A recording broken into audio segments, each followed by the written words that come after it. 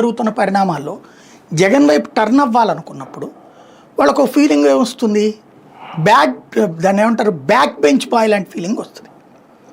మనకి టీచర్లకి ఎంత బాగా చదివినా బ్యాక్ బెంచ్లో ఉన్నోండి బ్యాక్ లాగానే చూస్తుంటాడు.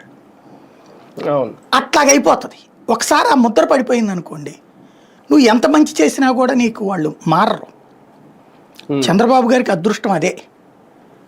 ఎన్టీ రామారావుని బ్యాడ్ బాయ్గా చూపించడంలో చంద్రబాబు సక్సెస్ కావడమే ఆయన విజయానికి కారణమైంది. తటస్థులు ఆయన వైపుకి టర్న్ అవ్వడానికి కారణమైంది. అట్లాగే ఇక్కడ జగన్ని నెగిటివ్గా చూపించడంలో చంద్రబాబు సక్సెస్ అయ్యారు. అందుకని ఆయన ఇంతకుముందు అధికారంలోకి వచ్చారు 14 కానీ ఇప్పుడు కానీ. ఆయన పక్కన నెగిటివ్ చేస్తున్నప్పుడు నీకు నువ్వు పాజిటివ్ ఇంకొంచెం పెంచుకోవాలి. తన మీడియా, తన సోషల్ మీడియా, వీటి ద్వారా. మీరు చూడండి, చంద్రబాబు గారు డబుల్ గేమ్ ప్లే చేస్తున్నాడు. ఆయన ఈ వయసులో కూడా రాజకీయమే చేస్తాడు. ఆయన రాజకీయమే తింటారు, రాజకీయమే పడుకుంటారు. ఎలాగా, ఏదన్నా ఇప్పుడు ప్రోగ్రాంకి వెళ్తారు, అక్కడ ఒక ఇంటి దగ్గరికి వెళ్ళటం, పేదవాళ్లతో మాట్లాడినట్టు ఆటోలో ప్రయాణిస్తుంటారు.